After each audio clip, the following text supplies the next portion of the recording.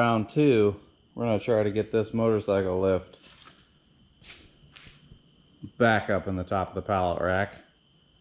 It didn't work out so good the first time.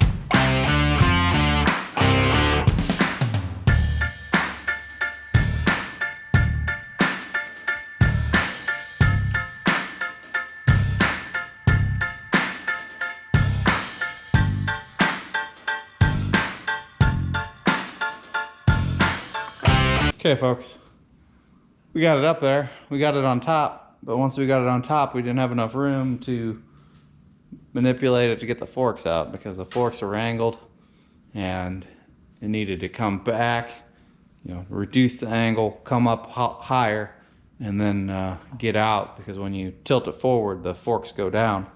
So we could have never got it off the top of the rack there. So we're gonna have to rethink this. This was kind of a lot more difficult than what I wanted it to be. I wanted to be able to just pick it and set it and you know, get it when that down whenever I need it, and that's gonna be way too much of a pain. I mean, we really tried, it just wasn't happening. If I really wanted to, I probably could have got it off, just slid it off the end of the forks, but you know, that would be really difficult to get it off with this guy. So we're going to have to come up with something different for this. Hey everybody, it's your old pal Andy here at the Flat Thunder channel, if you're just tuning in. And this glorious piece of equipment behind me is our pallet rack. As you can see, she's sitting empty. Well, we got our wheel horse down there, but she's sitting empty on this top shelf. And that's largely because we lack the clearance with the ceiling. And as of recent, I just lowered the main shelving down from the top level to about just proud of this crossbar here. And we're gonna lop off this extra material so we can front load here with the forklift.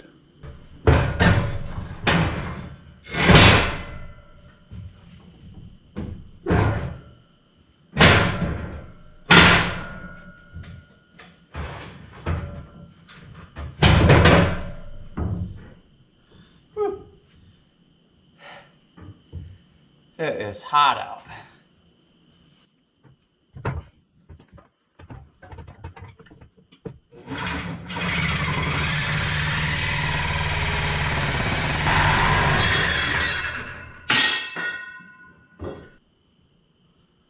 One down. 1, 2, 3, 4.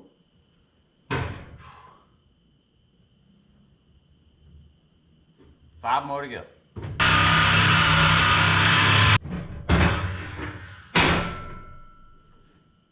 Two.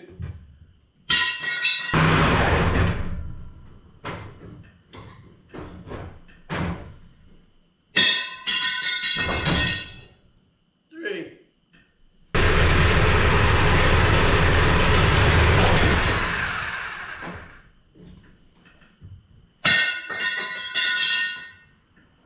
Four.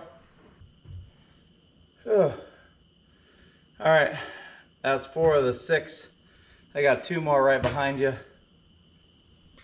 I think I'm gonna trade out for a new blade, possibly even a longer blade, because that would make it easier to swipe through there. This blade's long enough, but it barely makes it through there when you're pushed all the way through.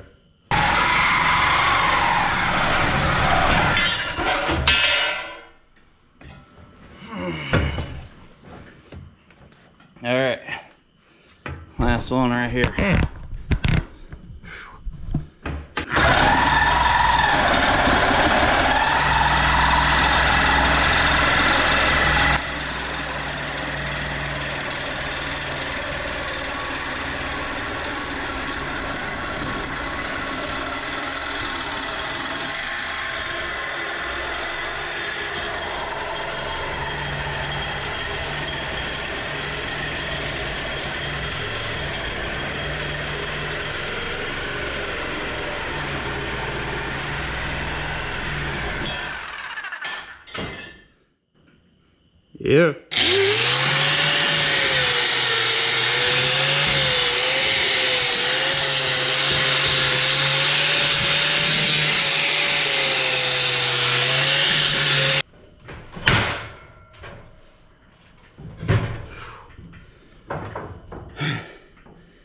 It's getting hot up here.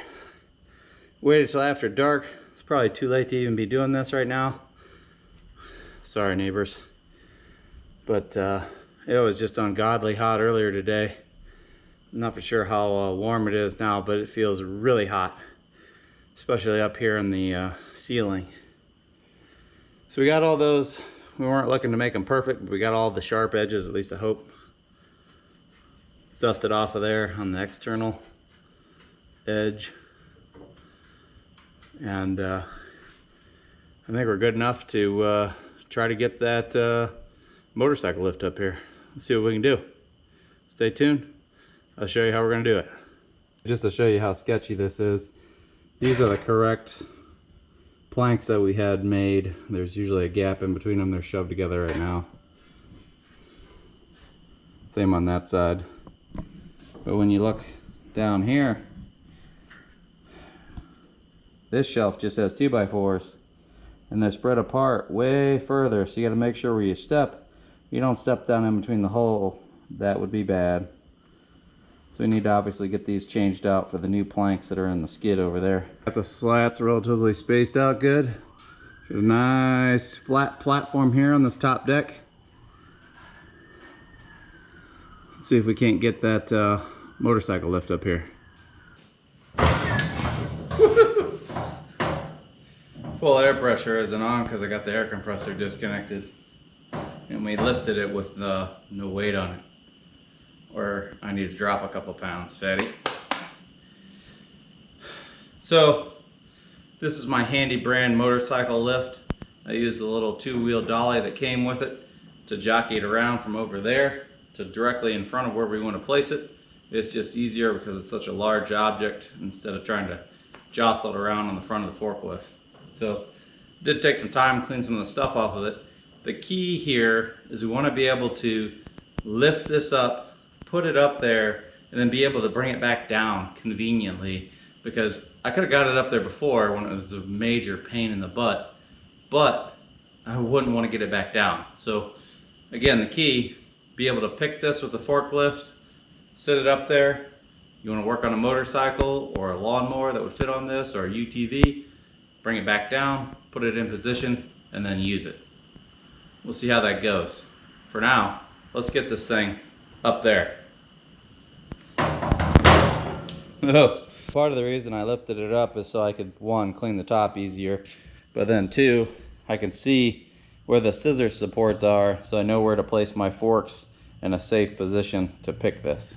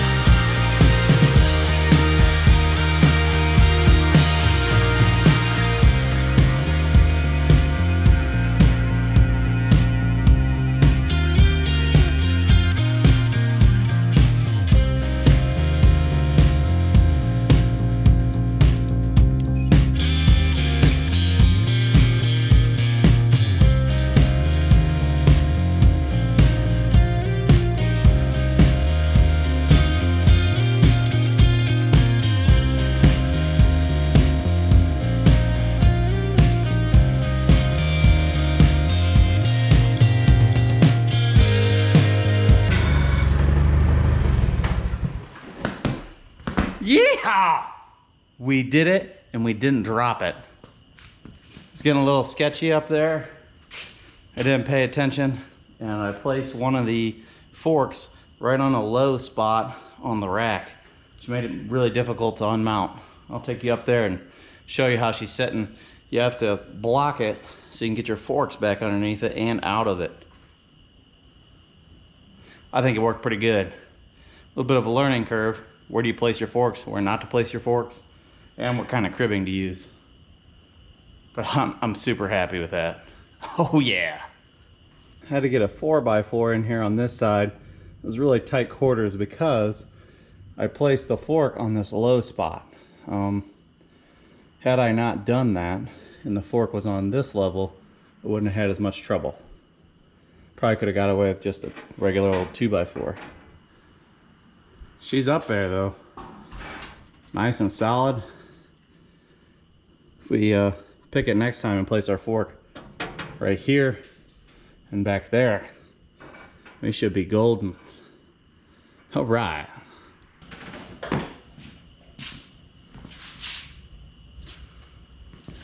Check it out. The motorcycle lift is up in the rack where it's supposed to go. Not over here taking up a massive amount of space on the floor.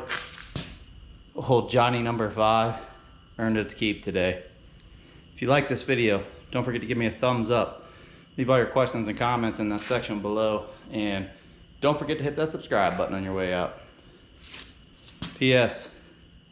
If I talk to you into buying a forklift for your garage, don't blame me. It's one hell of a tool to have. Thanks for watching, everyone.